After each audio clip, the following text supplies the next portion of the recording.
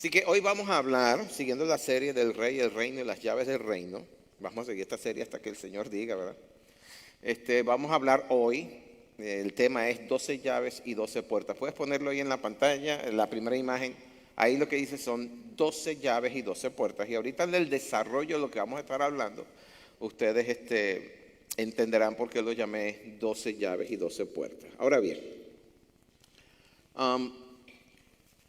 yo normalmente soy de los que empiezo desarrollando un tema en base a todo lo que hemos dicho anteriormente, haciendo como una especie de resumen. Y lo hago básicamente por dos razones. La primera es que yo creo en el valor de la repetición, pero también es que siempre hay gente que viene por primera vez o que se conecta por primera vez. Y entonces, como es un tema difícil de digerir de buenas a primeras, a veces no entienden por dónde vamos en lo que estamos diciendo. Entonces me doy el trabajo como buen maestro que soy de estar seguro de que se está entendiendo lo que estamos diciendo. Ahora, nosotros no somos una congregación reciente, ¿no? En febrero del 2024 cumplimos 21 años de existencia. Estamos cumpliendo la mayoría de edad y en 21 años Dios nos ha estado dando tantas cosas buenas, tantas revelaciones, pero lo más importante es que nos ha definido nuestra identidad. Y yo quiero que ustedes entiendan que nuestra identidad, por diseño divino, es ser una iglesia apostólica y profética. Amén. Somos una iglesia apostólica y profética. Creemos en el movimiento, en el mover apostólico y en el fluir profético. ¿Ok? Lo somos porque a Dios le plació que así fuéramos. Amén. Ustedes verán otras denominaciones, otras congregaciones que no creen tanto en el movimiento apostólico, aunque sí creen en el fluir profético, como hay denominaciones que no creen en nada de eso. ¿Ok? Sencillamente en lo que está plasmado en la palabra de Dios. Así que nosotros como iglesia creemos en los 5 ministerios. Creemos en el ministerio quíntuple, que también se le llama así. Y creemos que el cuerpo de Cristo, que es la iglesia, fue dotado por el mismo Señor, tanto de los dones como de los llamados. ¿Ok? Creemos que la iglesia del Señor en general, toda la iglesia fue dotada de dones apostólicos, como llamados apostólicos, fue dotado de dones proféticos, como de llamados proféticos, fue dotado de dones evangelísticos, así como de ministerios evangelísticos, fue dotado de dones pastorales, así como del ministerio pastoral, obviamente, que es el que más se conoce. Todas las iglesias normalmente son de corte pastoral, y también somos una iglesia que tiene dones magisteriales o de enseñanza, además del ministerio de la enseñanza, ¿verdad? Y todo eso va conjuntamente con lo que escribe Pablo en 1 Corintios 12:28 y también en Efesios 4:11. Y esto se lo estoy diciendo para que ustedes puedan entender cuál es nuestra identidad como iglesia, ¿verdad? En 1 Corintios 12:28 dice: y aún nos puso Dios en la iglesia primeramente apóstoles, luego profetas, lo tercero maestros, luego los que hacen milagros. Escuchen bien, ¿no? Porque está saliendo de esos ministerios que son como que los que más frecuentemente se ven y los que son básicamente de púlpito, pero habla primero de profetas, luego de apóstoles, luego profetas, los terceros dice en ese orden los maestros, pero entonces dice luego los que hacen milagros, los que sanan, los que ayudan, los que administran, los que tienen don de lenguas. ¿Ok? Y en Efesios 4:11, Pablo es más específico y empecé diciendo que él mismo, y cuando dice él mismo se refiere no a él, Pablo, sino al Señor Jesucristo. El mismo Señor Jesucristo dice, constituyó a unos, y entonces aquí es donde vienen los llamados ministeriales, a unos apóstoles, a otros profetas, a otros evangelistas, a otros pastores y maestros. Así que allí tienen los 5 ministerios que están en vigencia. Y escuchen bien, estoy diciendo que están en vigencia. Lo que me están escuchando por las cámaras, entiendan cuando digo que están en vigencia, que estoy diciendo que funcionan hoy por hoy, que tienen la validez que tenían cuando el Señor lo estableció, cuando subió a los cielos y llevó cautivo a la cautividad y dio dones a los hombres y repartió los ministerios. La misma validez que tenía hace 2020 años la tiene hoy en día. Y gracias a Dios, porque en la lista no solamente, ministerial no solamente incluye los dones ministeriales, sino también incluye los dones de sanidad y milagros, así como los dones administrativos y de servicio. Es decir, hay lugar para todos en el cuerpo de Cristo. Y si hay alguno de ustedes aquí o de los que nos están viendo a través de las cámaras que cree que no califica para ninguno de estos dones o llamados, pues yo le amonesto a que se revise bien. Porque Dios no hace acepción de personas. ¿Me está escuchando? Dios no hace acepción de personas. Y esto que le estoy diciendo es importante porque mucha gente cree que Dios no lo toma en cuenta. Que uno está aquí, sí, va a ser salvo y tal, pero que no, Dios no tiene ningún plan, ningún propósito para con ellos. Y están equivocados. Esa es una gran mentira. Dios tiene planes y propósitos para con todos nosotros y no hace acepción de personas. Obviamente, Dios sabe cómo reparte los dones y los llamados, y eso es conforme a la capacidad y el propósito que Él mismo asigna a cada uno. Amén. Y es por eso entonces Pablo dice, no todos pueden ser apóstoles, no todos pueden ser profetas. Tenemos que ser de distintas cosas, no todos podemos ser pies. Imagínense si todo el cuerpo humano fuera un solo pie. Qué horrible. O fuera un solo ojo, un inmenso ojo. Bueno, yo no soy tan grande, pero imagínense a Gadiel siendo un solo ojo. O si es grandote. O sea, qué cosas, ¿no? Sería como que no. Esas películas de terror que aparecen esos seres que son de una sola formación. Es horrible eso. Entonces, bueno, no todos podemos ser una cosa, no podemos ser todos lo mismo, pero hay diversidad en el llamado. ¿Amén? ¿De acuerdo? Y entonces, Pablo dice y escribe que sabiendo que todos nosotros tenemos un llamado tenemos dones asignados por el Padre, que procuremos entonces los dones mejores. Lo dice en 1 de Corintios 12:31, que procuremos los dones mejores. Ahora, estas escrituras que acabo de escribir contradicen lo que algunas doctrinas de demonios que se han colado entre la iglesia dicen. Y se han colado en la iglesia con el único fin es de impedir el desarrollo, el pleno desarrollo, el crecimiento de todas las partes del cuerpo de Cristo, de todos los miembros del cuerpo de Cristo. Quieren evitar el crecimiento de la iglesia porque saben que una iglesia fuerte, una iglesia sólida es un tremendo enemigo para los planes que ellos desarrollan, las tinieblas. Amén. Y entonces esta doctrina de demonios que se han colado entre la iglesia dicen que los dones y los llamados apostólicos y proféticos ya no existen, que terminaron con el último apóstol, que fenecieron en el primer siglo, que ya no son necesarios porque todo lo que Dios tiene que decirnos está plasmado en los 66 libros que tiene la Biblia. Y eso es una gran mentira. Porque Dios sigue siendo Dios, Dios sigue estando sentado en el trono y Dios sigue hablándole a su creación, sobre todo a sus hijos. Y aún a los que no lo son, les sigue diciendo, arrepiéntete, mira que vas de cabeza al infierno, arrepiéntete. Pero a su iglesia le sigue hablando todos los días, dándoles instrucciones, levantándolos de madrugada o enviándolos como hizo con Felipe el evangelista. Vete al desierto, júntate a esa caravana, predícale al eunuco, bautízalo con esa agua y ¡pum! De repente se encontró en otra ciudad bautizando, predicando y sanando gente, un mover de avivamiento. Amén.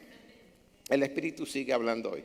O sea, ¿para qué el Señor diría que no nos dejará solos, sino que nos enviará un consolador si todo estaba escrito en la palabra? No, hermano, es una gran mentira. Amén.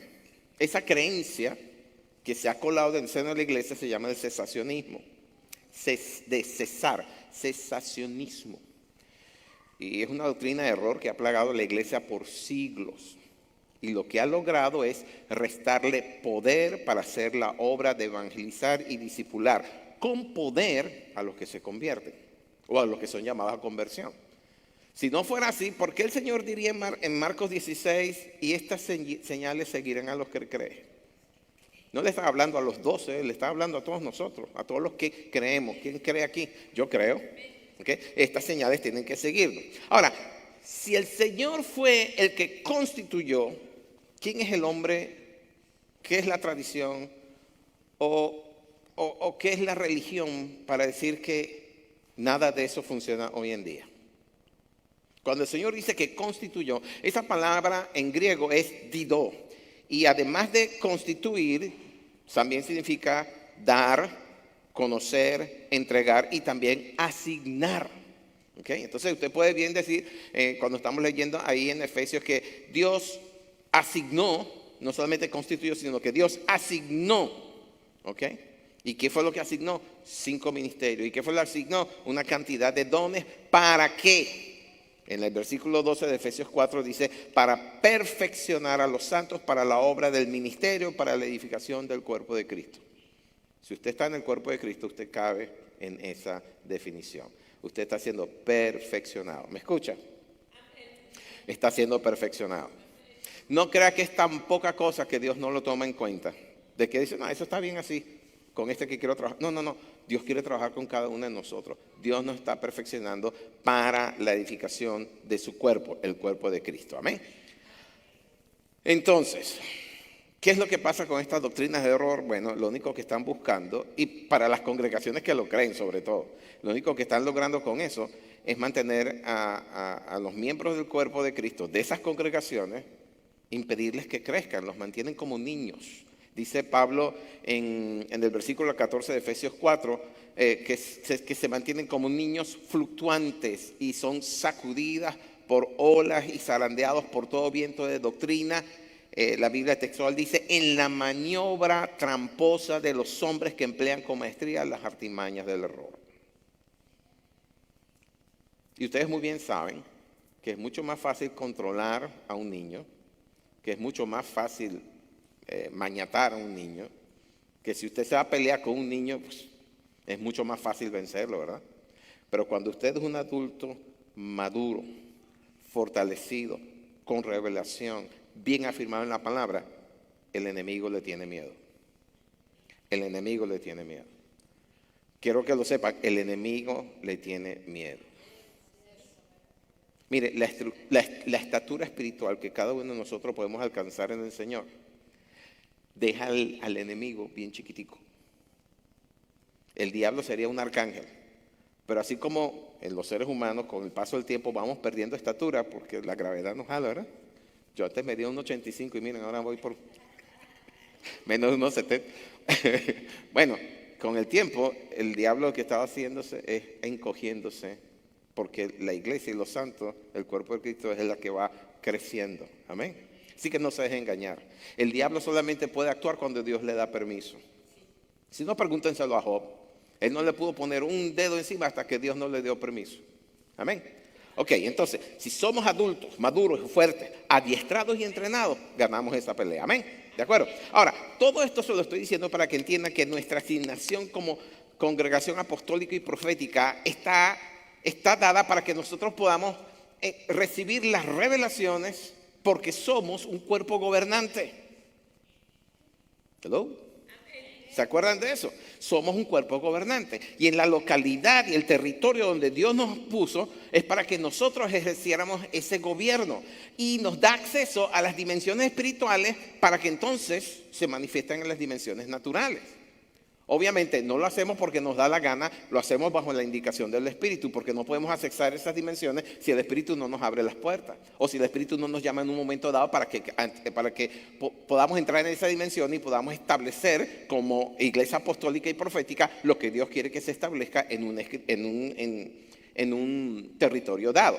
Y para eso Dios quiere que nosotros también seamos entendidos en los tiempos, sobre todo en estos tiempos que nos toca vivir, tiempos que si ustedes ven la prensa, la televisión, son bien caóticos y traen mucha confusión, aún en el cuerpo de Cristo. Hay gente que ya se está preparando para el rapto que va a pasar mañana o esta noche o pasado mañana. Ahora, yo no estoy en contra de que la gente piense así. De hecho, deberíamos estar todos pensando que tenemos que estar listos por si acaso pasa esta noche, ¿verdad?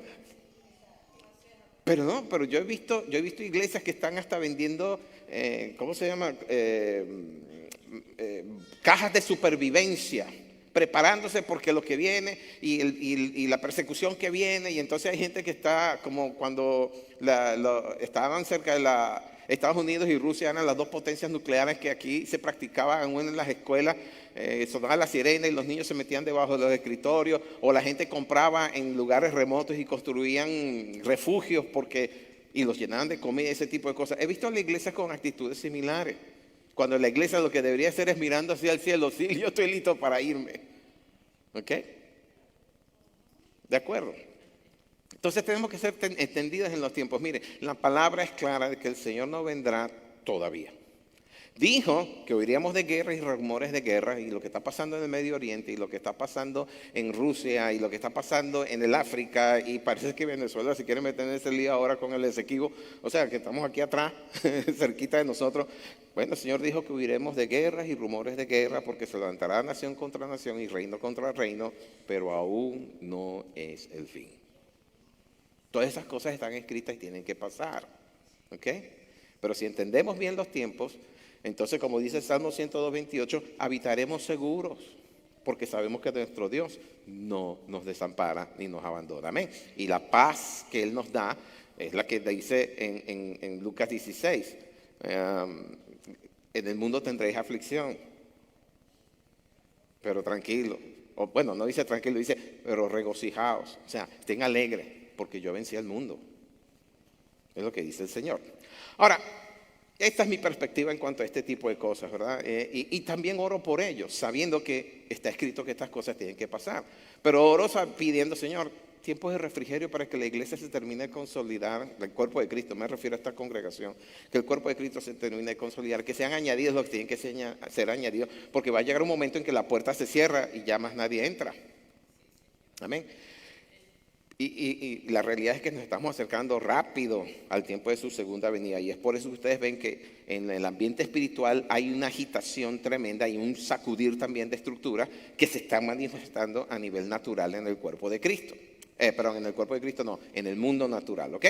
Y lamentablemente los que no están afirmados sobre la roca, pero si está afirmado sobre la roca, más bien usted va a hacer así para estabilizar a gente que no está en la roca todavía. Amén. Ahora, estas cosas que hemos aprendido en todos estos años en cuanto a sus tiempos, creo que desde el 2014 estamos metiendo en esto y créeme que todavía nos falta mucho para aprender en cuanto a sus tiempos. ¿Okay? No se limita solamente a la revelación de sus fiestas y el lugar que tienen sus fiestas en la profecía contemporánea. Porque también está el que los tiempos de Dios son marcados por los astros que puso en el firmamento. Ahora bien, voy a hacer un alto aquí y quiero que me escuchen bien. No estoy hablando de astrología, no estoy hablando del horóscopo, no estoy hablando de la lectura de los astros, no estoy hablando de nada de eso, entiéndeme bien. Dios puso los astros, ¿verdad?, como señales para cosas que Él quería hacer. Y cuando digo esto me estoy refiriendo a lo que está escrito en Génesis 1:14, ¿ok? Génesis 1:14. Vamos a leerlo en la Biblia textual, por favor. Esto que están viendo en pantalla, eso sucedió en el día cuarto de la creación. ¿Ok? Ya el Señor había ordenado que se separara la luz de las tinieblas, que surgiera lo seco y el mar lo pusiera en un lado. Ya estaba haciendo todo ese tipo de cosas, pero en el cuarto día Dios puebla el firmamento de astros. Dice, el sol para que gobierne en el día, la luna para que gobierne en la noche. Pero fíjense cómo lo dice la Biblia textual. Ahora, ¿por qué yo hago tanto énfasis con la Biblia textual? Porque lo he visto, lo he leído una y otra vez. La Biblia textual es la más fiel en su traducción del hebreo al español. En el griego no tanto, pero del hebreo al español es bien fiel en eso.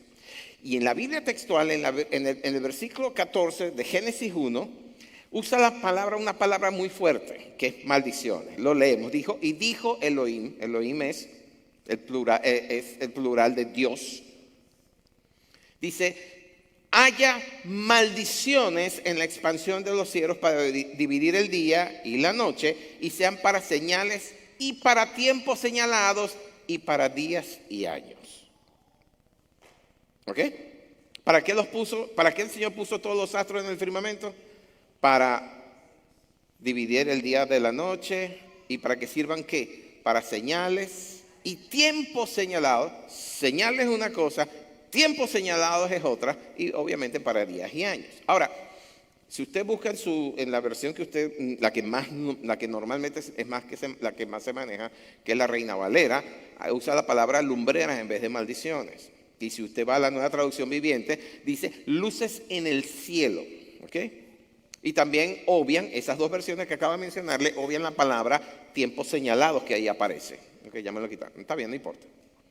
¿Por qué la discrepancia en las versiones?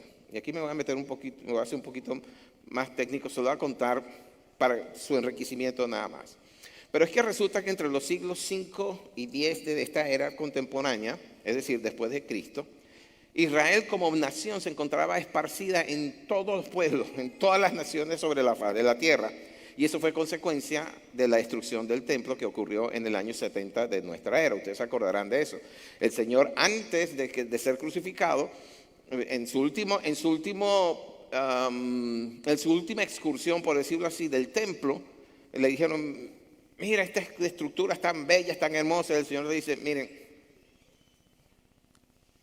no quedará piedra sobre piedra de toda esta construcción tan hermosa. Y más adelantito dice Lucas que el Señor llora sobre Jerusalén. Dice, Jerusalén, Jerusalén, cómo quise abrigarte como la gallina sus polluelos, pero no quisiste, porque no conociste el tiempo de tu visitación. Y entonces profetiza, vendrán días en donde destruirán tu ciudad, derribarán tus muros, tomarán presos a tu gente, matarán a tus mujeres, y todo eso porque no conociste el tiempo de tu visitación. Todo eso ocurrió 30 años después, en el año 70 de nuestra era, 40 años después, ¿ok? En el año 70 de nuestra era. Los romanos asediaron a Jerusalén y después de mucho combatir, derribaron los muros, entraron, quemaron a fuego el templo. Los historiadores dicen que en esa destrucción murieron 1.100 millones de judíos. Y dicen que 97.000 de ellos fueron capturados y llevados a distintas partes, a Roma y a distintas partes del Imperio Romano. Y el resto huyó, unos hacia el norte, Jerusalén está al sur, hacia el norte, lo que hoy sería el Líbano, hacia el norte, la región de Tiberias, y otros se dispersaron por el Mediterráneo y se adentraron a Europa y Asia, el Medio Oriente, ¿verdad? Dando lugar a lo que se conocen como las diásporas judías. Y entonces estaban tan dispersos el pueblo que para conservar los escritos de la ley, la Torá, los escribas y los doctores de la ley, los que se encontraban en Tiberias y los que se encontraban en Babilonia, se pusieron de acuerdo para crear un sistema de vocales para mantener la pronunciación en el texto original. Porque ellos temían que las generaciones siguientes no supieran cómo leer y pronunciar el texto hebreo. Y la razón de eso es porque el texto hebreo no tiene las vocales. No tiene la A, la E, la I, la O o la U. O en inglés E, I, O, U. No los tiene. Y entonces usted ve, son puras consonantes. Y aunque digan, bueno, esta letra es la Aleph, esta es la Beit, usted la combina. Si no sabe, hay una pantalla por ahí que aparecen unas letras hebreas. Fran, por favor, pónmela. Gracias. Si usted no sabe lo que esos puntitos y esas comitas y esas cosas que yo subrayé algunas en rojo significan, bueno, esas son las vocales, esas son las que le dan la pronunciación a la palabra en hebreo. Si esas no existieran, ¿cómo usted pronuncia casa si nada más lo escribe CS?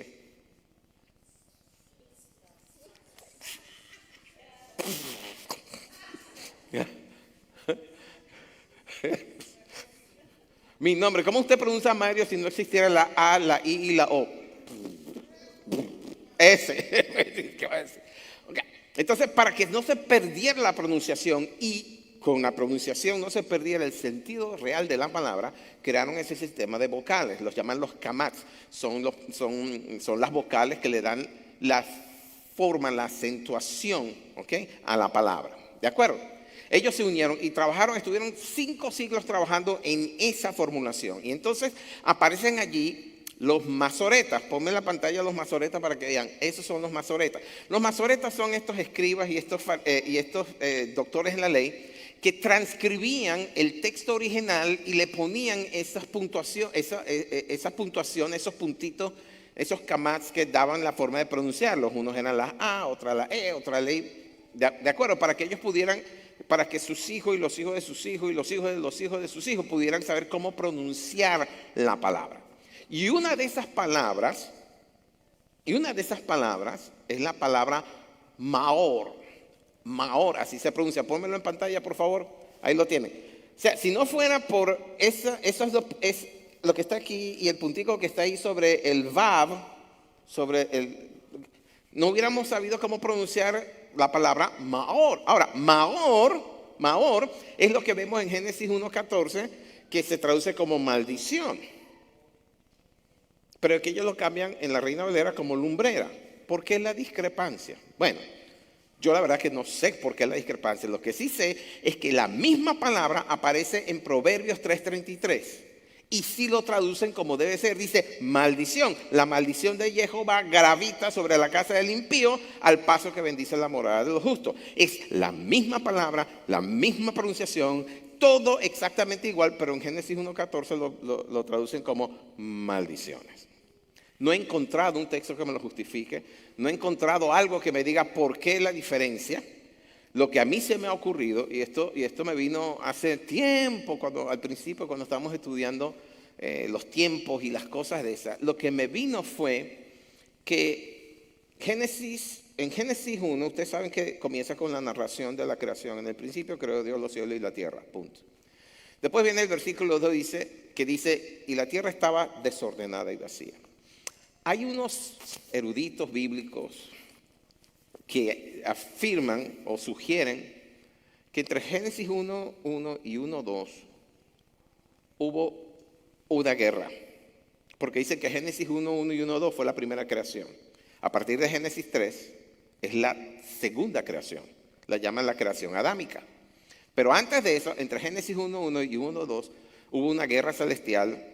Eso fue cuando el diablo y sus ángeles trataron de destronar a Dios y fueron lanzados del tercer cielo.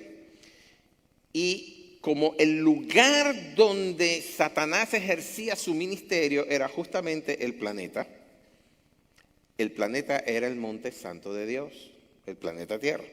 Dice que cuando él desciende a la tierra, desciende con tal ira que destroza todo lo que encuentra y todo se sume en un caos.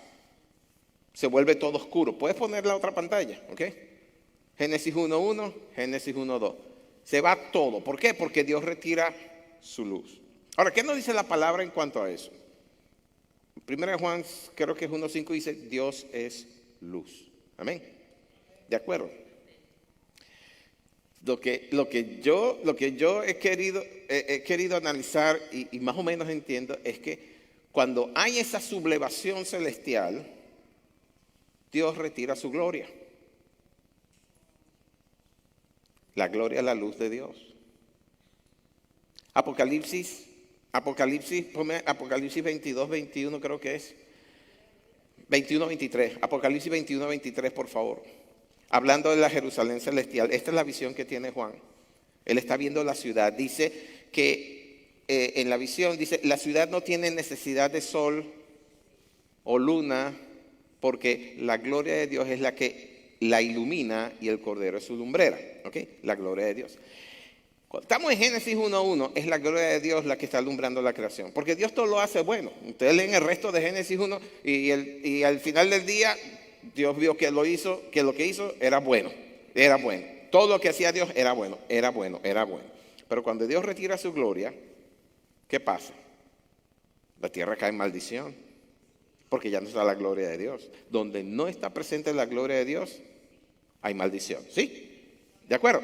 Entonces, Dios retira su gloria, todo queda sumergido en un caos y Dios empieza nuevamente a rehacer su creación. Es la segunda creación, es la creación adámica. Separa la luz de las tinieblas, separa las aguas de lo seco, hace brotar lo verde, los árboles, las semillas, puebla el cielo de aves, ¿verdad? De bestias salvajes. También hace que los cielos, el firmamento, se pulule de astros que alumbran. Por eso es que dice, ¿verdad? Hayan maldiciones. ¿Por qué? Porque ellos están en el lugar de la gloria de Dios. Pero lo hace para que se separen los tiempos, para que sepamos lo que es el día de la noche, para que se separen las estaciones, las temporadas, pero que también sepamos cuando Dios se está moviendo en su agenda. Amén. ¿De acuerdo? Eso es interesante, pero bueno, necesito decirle que eso fue lo que me vino al pensamiento cuando estaba estudiando los Moadim o los tiempos señalados, que no es otra cosa que las fiestas solemnes de Dios. Dice que cuando la palabra dice que llenó el firmamento de maldiciones, es que esos astros lo único que hacen es reflejar luz, no son luz. Y créame, hay mucha gente que anda a la luz de un ministro, a la luz de un santo, pero no hay luz en ellos y eso es bien triste. Amén. Ok, Gracias por estar escuchándome con paciencia. Yo sé que estas cosas son como que difíciles de seguir, pero bueno, ¿por qué les estoy diciendo todo esto? En primer lugar, porque considero importante que ustedes sepan cuál es nuestra identidad ministerial y el hecho de que usted esté bajo esta sombrilla, que esté bajo esta cobertura, también le asigna a usted esa misma identidad ministerial. Si usted está bajo esta sombrilla que es apostólica y profética, esa es su identidad en el Espíritu. Usted forma parte de una casa que es apostólica y profética. Ahora, como les dije al principio, eso no quiere decir que todos son apóstoles, eso no quiere decir que son profetas. Amén. ¿De acuerdo? Cada quien tiene su labor en el cuerpo de Cristo. El detalle es que mucha gente llega aquí y se sientan en esas sillas, se sientan en los bancos de la iglesia y son meros espectadores. Sí diezman, sí donan, ¿verdad? Sí cantan, sí se alegran, sí comparten las comidas, pero de ahí para su casa y el resto de la semana nada. ¿Por qué? Porque sencillamente no buscan cuál es su ubicación en el cuerpo de Cristo. Escúchame lo siguiente, ya le dije que Dios no hace acepción de personas. Lo segundo es que Dios es galardonador de aquellos que le buscan. Yo me acuerdo cuando yo me convertí a Cristo hace 40 años atrás. Y entregué mi vida, mis primeros tiempos en el Señor yo hacía de todo, yo era de todo, hacía de todo.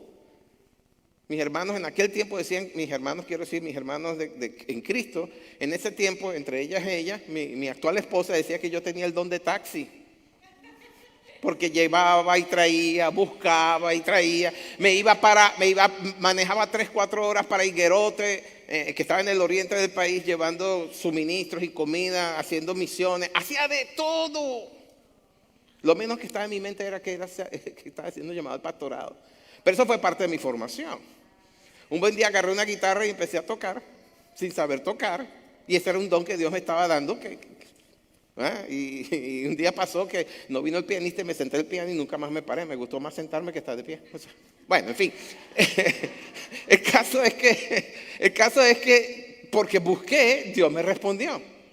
Ahora, no todo lo que me dio fue lo que más me gustó, porque como les dije, yo no quería ser pastor. Lo que sí quería era ser esposo de esa morena que está ahí. Y eso también me lo dijo cuando... Y eso también me lo dijo cuando me enfoqué en buscar su rostro y saber qué era lo que quería. Y es que verdad me pasó. Y me acuerdo clarito, el 4 de enero de 1986 yo estaba frustrado. Esto es todo lo que hay para mí, Señor. El Señor me dijo, quédate en vigilia conmigo esta noche. Y ahí comenzó una cantidad de cosas que el Señor me decía. Y no fue de la noche a la mañana, pasaron meses.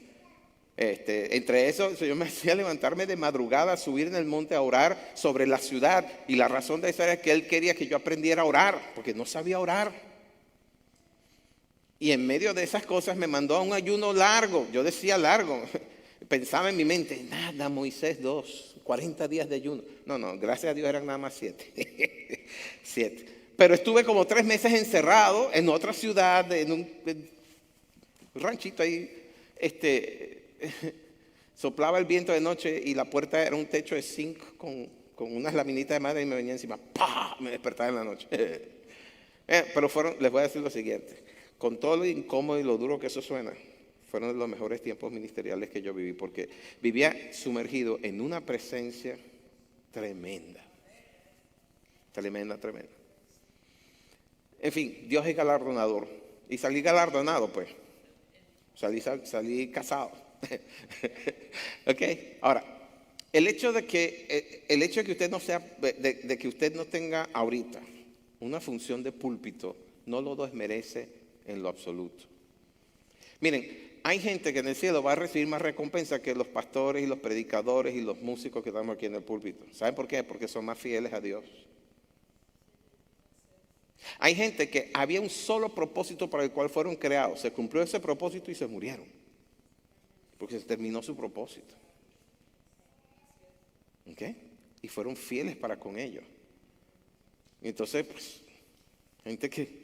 Y ahí lo veremos, sus galardones van a ser. Ahora, hay gente también, pues, que piensan que su función es chismear y murmurar, y no, eso no forma parte de los dones que Dios nos dio. Tienen el don de la sospecha, y eso no es lo que Dios busca. Dios lo que da es el don de discernimiento, pero siempre para edificar, no para destruir. ¿Amén? Eso forma parte de nuestra identidad. Entonces, pero Y esto se lo estoy diciendo para que yo quiero que usted sepa, usted está ahí sentado y usted tiene una función en el cuerpo de Cristo, pero a usted le toca descubrirlo, no a mí. Ya yo hice mi parte. Ya yo descubrí a dónde Dios me quiere llevar y sé y tengo una buena idea de dónde Dios me quiere llevar en los próximos 5 años, pero ese soy yo. Cada uno de ustedes también tiene que hacer lo suyo. ¿Ok?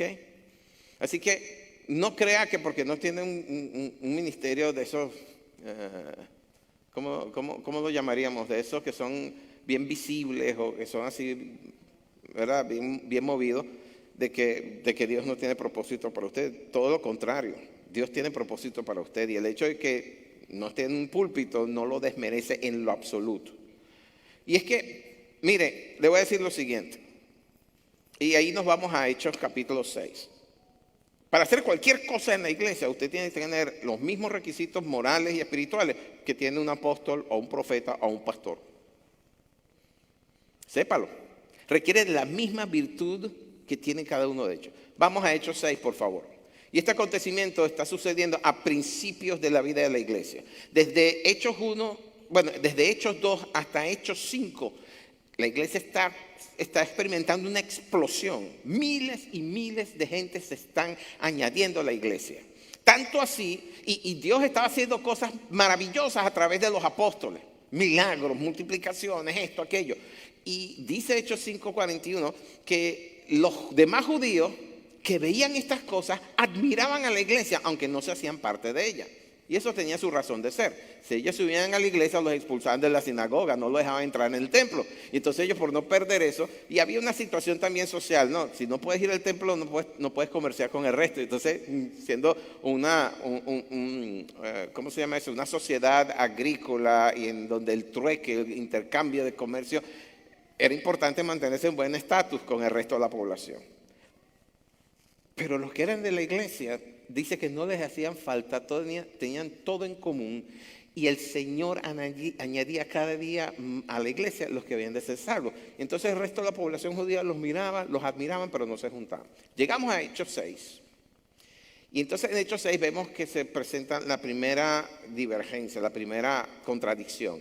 Y es que, como ustedes saben, cuando llega el Espíritu Santo, que es Hechos capítulo 2, Jerusalén está llena de extranjeros. Cuando digo extranjeros, son judíos creyentes, pero que vienen de otras partes fuera de Israel.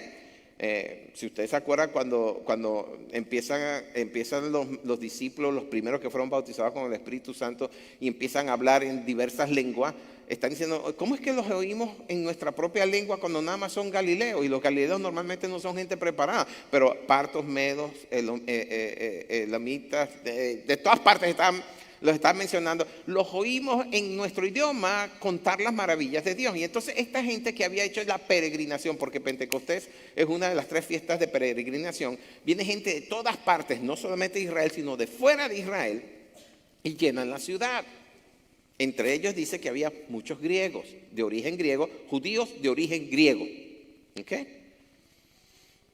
Ellos son los que empiezan a formar la parte, junto con otros judíos, hebreos, que forman la primera iglesia. Pero entonces llegamos al capítulo 6 y en el versículo 3 dice que empiezan a quejarse los griegos, los que son de origen griego, los judíos, los que eran judíos de origen griego, que ahora son seguidores del camino, así se conocía en ese entonces. No existía el término cristianismo, sino los seguidores del camino.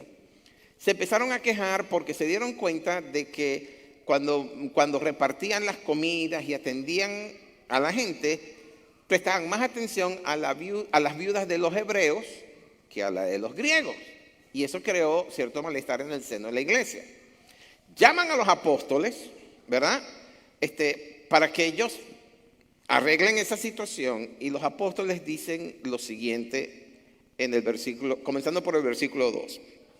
No es justo, dicen ellos, que nosotros dejemos la palabra de Dios para servir a las mesas.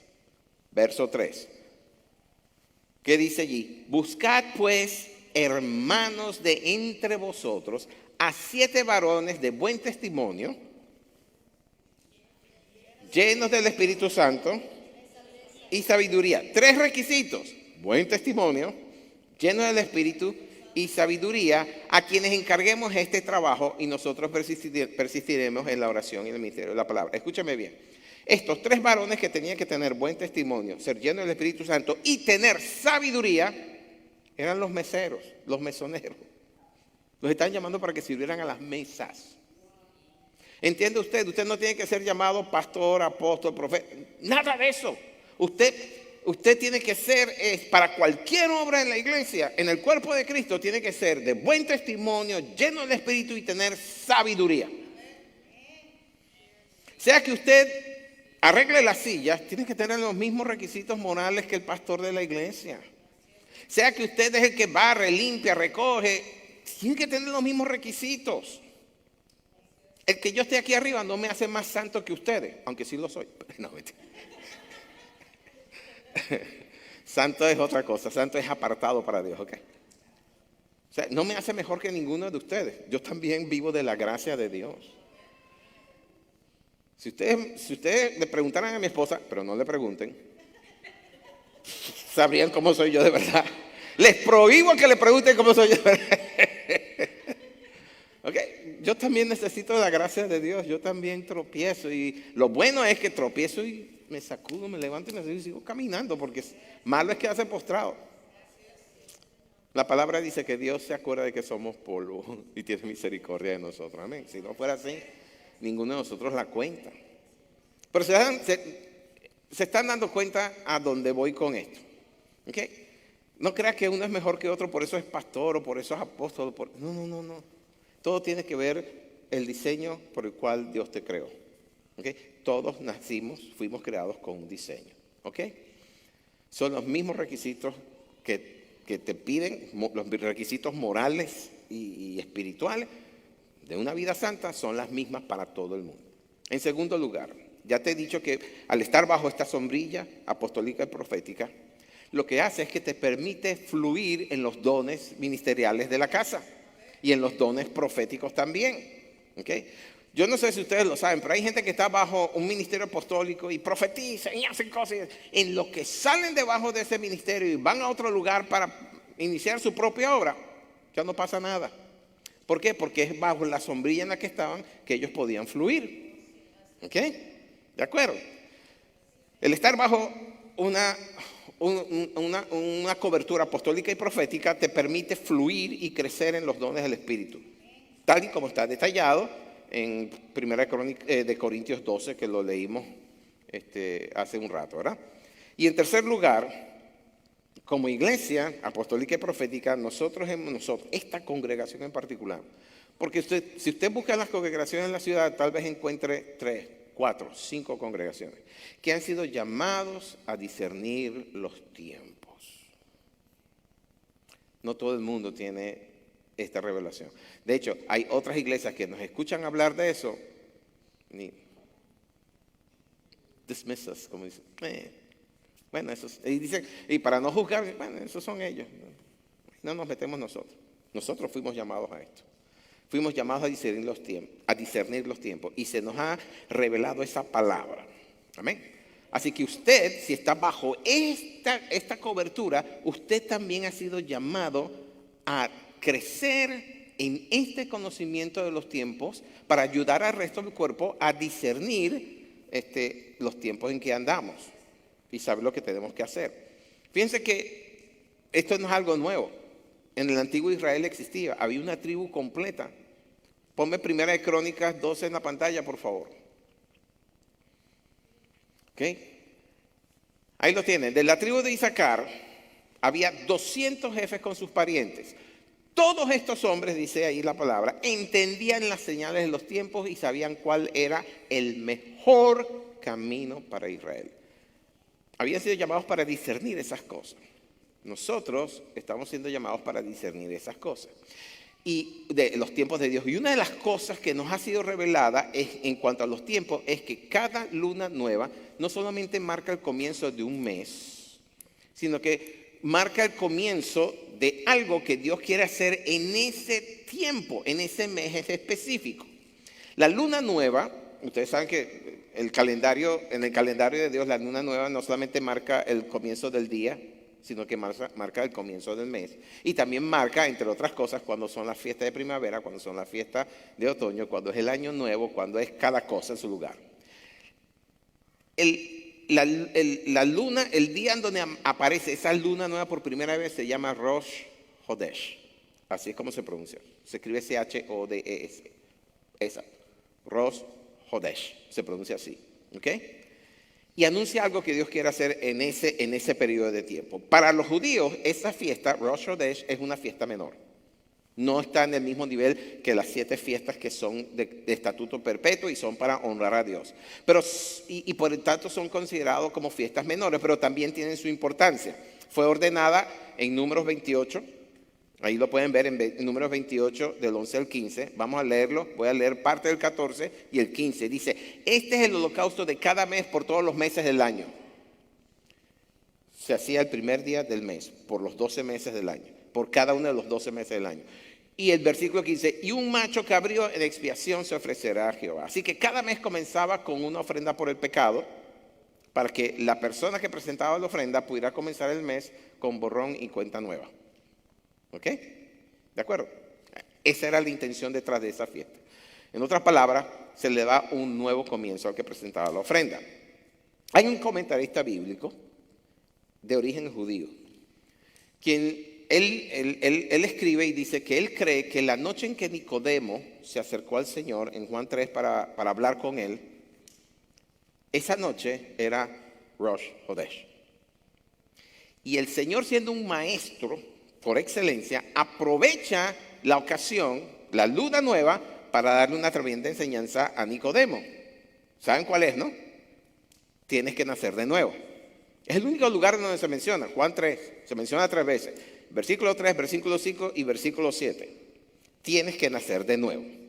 Ahora, más adelante, Nicodemo pone todas sus cosas, pero ¿cómo puede un hombre viejo entrar otra vez en el vientre de su madre? Y el Señor le dice en el versículo 10, ¿eres tú maestro de Israel y no entiendes estas cosas?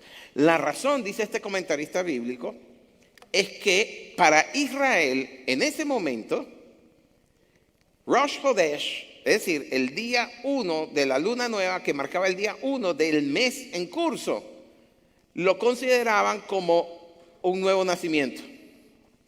Nacía de nuevo, la luna nacía de nuevo, el mes comenzaba de nuevo, eran nuevos comienzos. Y el Señor aprovecha eso. Ustedes saben que el Señor siempre usaba las cosas naturales para dar enseñanzas, ¿verdad? Y Él dice, tienes que nacer de nuevo. Tienes que nacer de nuevo. Pero no entiendes. Tú eres maestro de Israel y no entiendes estas cosas. Es que él, siendo un principal en la sinagoga y siendo un maestro de Israel, él tenía que saber que en la tradición del momento ellos consideraban la luna nueva un nuevo comienzo, nacer de nuevo. Se me perdía una, ¿verdad? Ahora, interesante, la luna tiene 4 fases, ¿cierto? Luna nueva, cuarto creciente, luna nueva, cuarto menguante.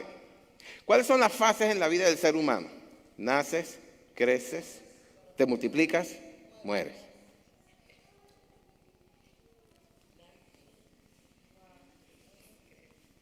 Ese es el ciclo de vida del ser humano, reflejado en la luna. El sol no, el sol todavía siempre está, todos los días amanece y está igual. La luna tiene sus fases, el ser humano tiene sus fases. Amén. Y entonces, cuando aceptamos a Jesucristo como nuestro Señor y Salvador, viene ¿qué? Nuestro nuevo nacimiento. Nacemos de nuevo. Hay una segunda oportunidad. Las cosas viejas pasaron, dice Pablo en 2 Corintios 5:17. Y aquí son hechas todas nuevas. ¿Ok? Ahora, ¿cómo relacionamos todo esto que les acabo de decir con el rey, el reino y las llaves del reino? Gracias por esperar tanto para llegar a este punto. Pero es que así soy, así me tejieron en el vientre de mi madre. Yo necesito y dar un paso para atrás para empezar a decir todo lo que tengo que decir. Porque si nada más digo lo que tengo que decir, en 2 minutos terminamos la iglesia. Pero necesito tenerlos ocupados en un domingo. No. Lo que pasa es que les soy honesto. Yo oro, en la semana estoy orando, estoy leyendo la Biblia, estoy preguntando al Señor qué hago. Y llega a veces el viernes, el sábado, y yo me siento a escribir. Y lo que me viene a la mente, me empiezo a escribir. Entonces, y a veces es sábado 6 de la tarde cuando Dios me da el final de todo lo que estoy escribiendo. Le digo, oye, ¿por qué tardas tanto, Señor? Podría haber estado en mi casa. Pero bueno, así funciono yo. Hay otros que no. Mi esposa es la que vi un versículo bíblico. No juegue, el domingo en la mañana. No, sí, el Señor me cambió toda la prédica. ¿Cuándo? Esta mañana. Y yo, ¡wow! Dios mío, qué talento. ¿Ah? Dios mío. Sí, son así. Yo he visto al apóstol Ronnie. El apóstol Ronnie lo invitan a donde él va. Y entonces él se para y empieza a hablar. Y yo cuando era muchacho, yo era evangelista y empecé a echar cuentos y yo no sé qué más y tal. ¿Saben lo que está haciendo en ese momento? Se los puedo contar porque me lo contó. ¿No? Lo contó. Él en ese momento, él está hablándole a la gente de cosas que no tienen ninguna trascendencia, pero está pescando en el río de Dios a ver qué es lo que Dios quiere decirle a esa congregación en ese momento. Y de repente está con esto y no, y de repente suelta, porque pum, pa, pum, pim, pa, y toda la congregación, ¡ah! Casi se cae. Tremendo. Ahora, yo no estoy en el nivel del apóstol Ronnie. Diría Juan el Bautista, no soy digno de desatarle la santidad.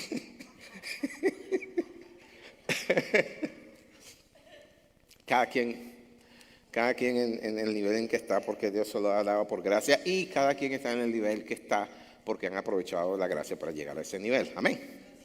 Así que no desmeritamos nada de la gente que ha obtenido tanto en el reino. Amén. Ahora, como ustedes saben, como iglesia se nos ha dado la autoridad de abrir y cerrar puertas. ¿Sí? Hemos estado hablando de eso. De hecho, por eso estamos hablando del rey, el reino y la llave del reino. Y como ustedes bien saben, hace 4 años el Señor me mostró que estábamos comenzando una década que era la década de la proclamación, que teníamos que, y eso iba a durar todo lo que es el año, lo que son los años 2020, 20, 21, 22, hasta el 29. Esa década era la década de la proclamación. Y me acuerdo que yo les dije que en esa ocasión que el Señor decía que tenemos que proclamar su palabra. Más adelante, tiempo después, el Señor dijo, sí, pero tienen que proclamarla con sabiduría, porque no pueden estar proclamando cualquier cosa. Tienen que buscar la dirección del Espíritu, qué sé yo.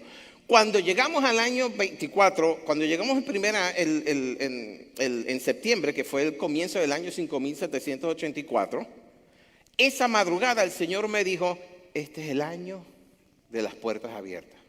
Acuérdate que estás en la década de la proclamación. Tienes que proclamar las puertas abiertas. ¿Cuáles puertas? Las que yo te indique. ¿Se acuerdan de eso? ¿Verdad que sí? ¿De acuerdo? Ahora, estamos en noviembre y todavía no lo hemos hecho como tal. De hecho, yo me acuerdo que la hermana Lorena en un arpas y copas en la capilla, el Señor le mostró que todos los meses nos iba a dar, o cada semana, o era todos los meses, nos iba a dar, eso fue cuando vinimos nosotros con el arco y la flecha, ¿se acuerdan? Ella dijo que el Señor nos iba a mostrar cuál era la declaración que teníamos que hacer en ese momento. La verdad es que no hemos sido muy obedientes en eso. Pero entonces, sabiendo nosotros que cada luna nueva, cada Rosh Chodesh, no solamente es el inicio de un mes, sino que es el inicio de algo, y sabiendo que hay una puerta que hay que tocar, mi esposa ha reunido a los integrantes de la red de intercesión estratégica RIE y se han reunido para saber, para inquirir en el Señor cuáles son las puertas y cuáles son las llaves. Y hace 2 viernes fue, sí, hace 2 viernes, se reunieron aquí. Y el Señor les mostró que la puerta abierta en este mes es la puerta de la sabiduría. Y que la llave que tenían que usar para abrir esa puerta era la llave de la humildad. Deja que eso se asiente un poquito. ¿Okay? Ahora, antes de meterme en ese punto, ustedes se han dado cuenta de que estamos hablando entonces de 12 meses, 12 Rosh Chodesh, 12 meses.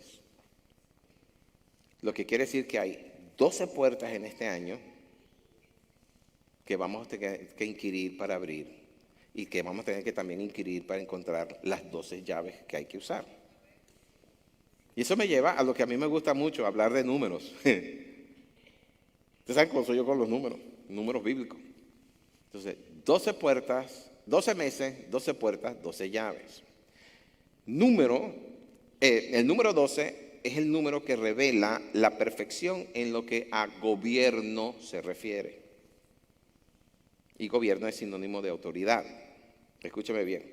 12 fueron los patriarcas que hubo entre Set hasta Noé.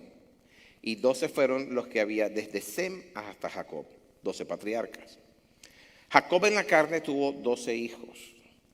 Jacob en el espíritu se llamó Israel y tuvo 12 tribus. ¿Sí? El altar que Elías levantó en 1 Reyes 19 en el Monte Carmel para derribar y destruir a todos esos falsos profetas de Baal, 850 en total, porque eran 450 de Baal, 450 de Acera, los degolló a toditos. El altar de piedras constaba de 12 piedras. ¿Ok? Las primeras palabras de las cuales tenemos noticia que habló el Señor, los habló cuando tenía 12 años de edad.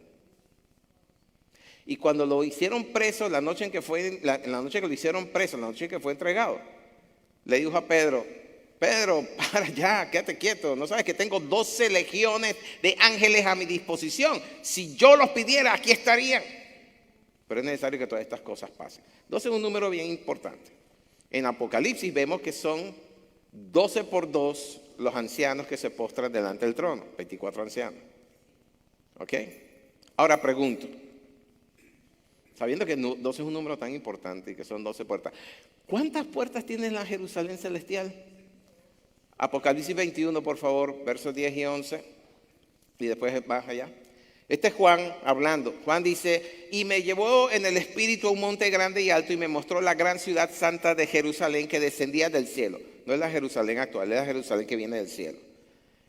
Del cielo de Dios, teniendo la gloria de Dios. Así que, ¿cuál ciudad miraba? La Jerusalén de arriba, ¿verdad? La celestial. Versos 12 y 13 dice que la ciudad tenía un muro grande y alto, ¿con qué? 12. Y en las puertas 12. Y nombres inscritos que son los 12, las 12 tribus de los hijos de Israel. 12 tiene algo que... ¿Sí? 12 fueron los apóstoles. ¿Sí? Así que ¿cuántas puertas? 12. ¿Cuántas llaves? 12. ¿Ok? La puerta que toca en este mes es la de la sabiduría. Y la llave que hay que usar es el de la humildad. Rápidamente con lo de la sabiduría, porque ya estamos terminando. Hay 4 clases de sabiduría en la Biblia. ¿Ok? Las 3 primeras la tienen en Santiago 3.15. Por favor, Santiago 3.15.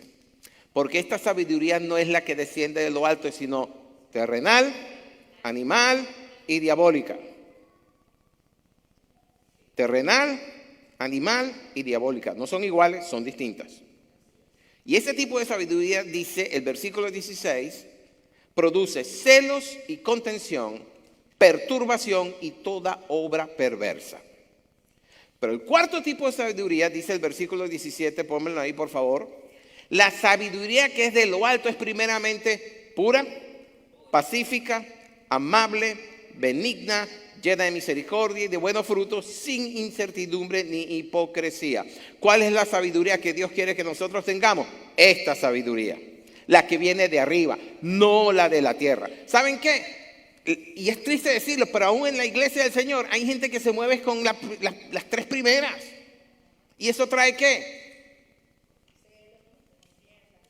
Celos, contención, perturbación. Bueno, se los traduzco. Divisiones en la iglesia. Luchas internas. Celos. Celos ministeriales.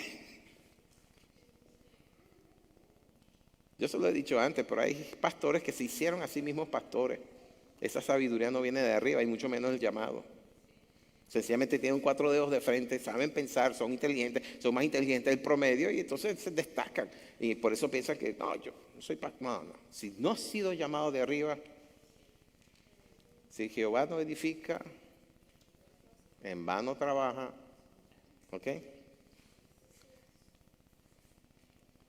Y lo que el Señor dijo fue que para abrir esa puerta tenían que preguntar. Habían que preguntar, ¿cómo se abrían las puertas? Con las llaves de la humildad. Un solo versículo les voy a dar en cuanto a la llave de la humildad. Y es Mateo 11:29. Me la pones en la pizarra, gracias. Llevad mi yugo sobre vosotros y aprended de mí. Este es el Señor Jesucristo hablando. Aprended de mí, que soy ¿qué? Manso y humilde de corazón, y hallaréis descanso para vuestras almas, porque mi yugo es fácil y ligera mi carga. ¿Qué es lo que tenemos que aprender? A ser mansos y humildes, no mensos. Porque también de esos abundan en la iglesia. No, mansos y humildes de corazón. Ahora, humildad no significa ser pobre materialmente. No significa ser un indigente. No significa acostarse sin comer. No significa andar con los zapatos rotos. No significa andar con un carro de hace 50 años. No, eso no es lo que significa ser humilde. Humildad es una condición del corazón. Y la palabra que se usa ahí en Mateo 11:29 para humilde es el griego tapeinos y significa ser modesto, sin arrogancia ni orgullo. Mire, le voy a decir lo siguiente, yo los he encontrado antes. Yo no sé si usted, pero yo los he encontrado antes. Yo he visto gente pobre que son más orgullosas y prepotentes que gente rica. He encontrado gente rica que son lo más sencillo del mundo y andan por la calle como que si no fuera con ellos la cosa. No, andan con un carro normal, andan con vestimenta normal, comen en sitios normales. Son gente sencilla y tienen todas las riquezas que bueno, usted y yo quisiéramos tener en un momento dado. Pero hay gente que no tiene nada. ¡Wow! ¿Y cómo demandan? En mi tierra dicen limonero y con garrote. Limonero y con garrote. ¿Ok? La Real Academia de Lengua Española dice que ser humilde es reconocer nuestras propias limitaciones, nuestras propias carencias. ¿Ok? Eso es humildad. Y en el espíritu, el reconocer que dependemos de Dios para todo es ser humildes. ¿Ok? Es reconocer lo que el Señor dijo en Juan 15. Separados de Él, nada podemos lograr. Eso es lo que significa ser humildad. Amén. Ser humildes aquí significa entonces que nosotros que estamos bajo esta cobertura apostólica, cuando digo esta cobertura es la que el Señor nos ha puesto, ¿verdad? Bajo esta cobertura apostólica y profética, no viene de nosotros. Nosotros no podemos generar un movimiento apostólico y profético. No tenemos esa capacidad. Y si no fuera porque estamos en esta iglesia, tampoco tendríamos los recursos.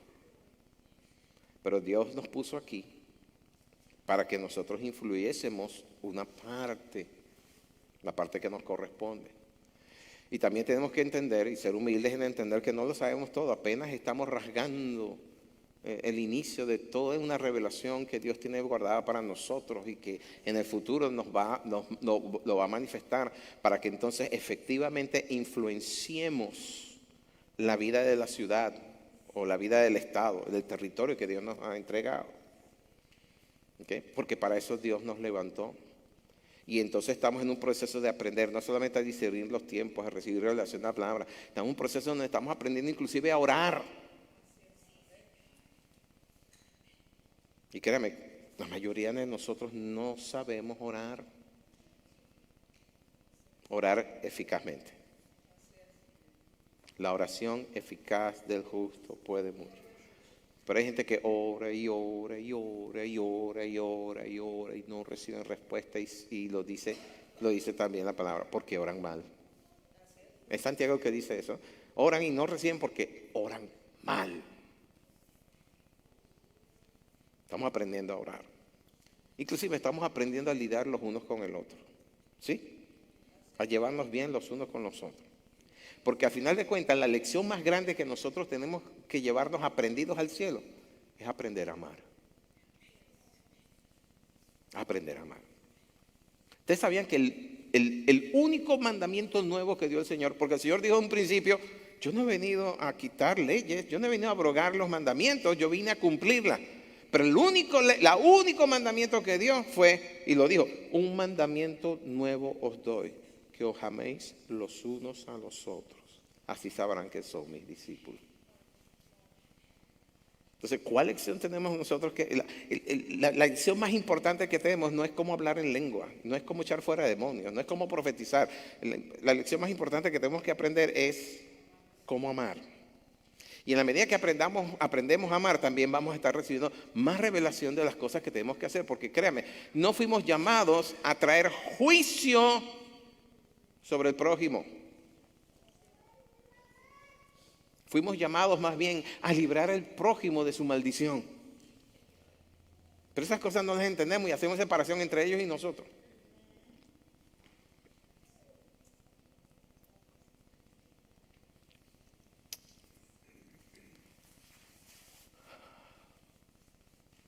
Para lidiar con el prójimo, no solamente hace falta amar, hace falta tener sabiduría. Porque no se puede tratar a todo el mundo igual. No todo el mundo está en el mismo nivel. No todos están en el mismo escalón. No todos llevan la misma carga. No todos han vivido la misma experiencia. Unos han sufrido mucho más que otros.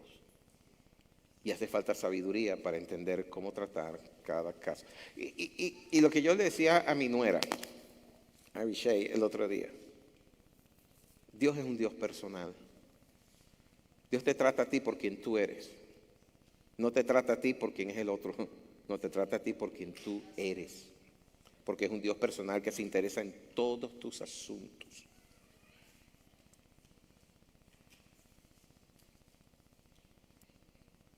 Miren, para lidiar conmigo hace falta sabiduría, ¿ok? Así que vamos a orar entonces.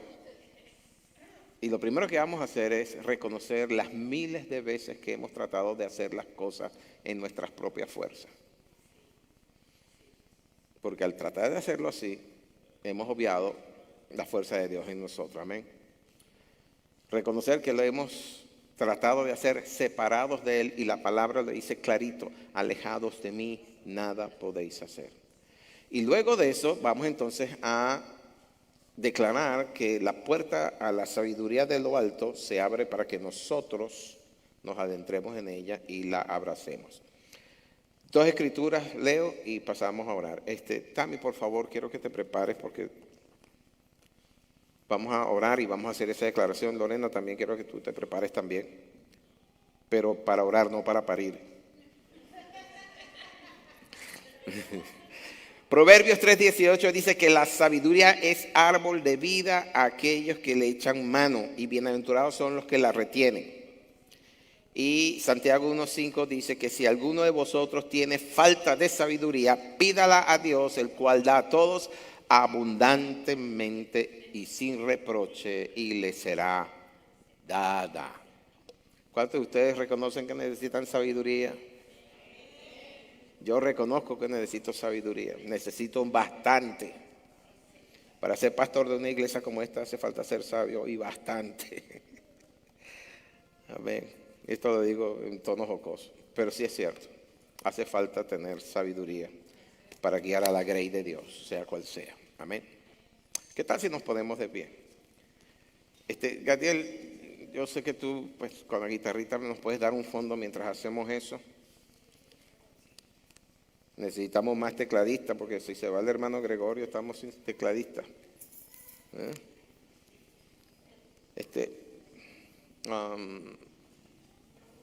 ¿Dónde está mi micrófono? El otro micrófono. Oh, lo tienes allá. Sí. No, sí. Ah, tienes el tuyo. Ok. Prende el de mi esposa también, por favor, Paco. Entiendan lo siguiente. Necesitamos sabiduría para todos los días. Sabiduría para entrar a nuestras casas, sabiduría para salir de nuestras casas, sabiduría para andar en la calle, sabiduría para trabajar y lidiar con nuestros jefes, con nuestros compañeros de trabajo. Necesitamos sabiduría, inclusive en el Walmart necesitamos sabiduría. Necesitamos sabiduría para todo. ¿Cuánto más para las cosas de Dios? ¿Cuánto más para que nuestra gente, nuestras familias lleguen a Cristo? ¿Cuántos de ustedes tienen gente que más bien los rechazan porque son creyentes? Necesitamos sabiduría de Dios para poder ganar a esa gente, porque no queremos que se pierdan. ¿Verdad que no? Queremos que ellos también lleguen al conocimiento de su salvación. ¿Cuántos de nosotros necesitamos sabiduría para lidiar con nuestros hijos? Sobre todo ahora que son adultos.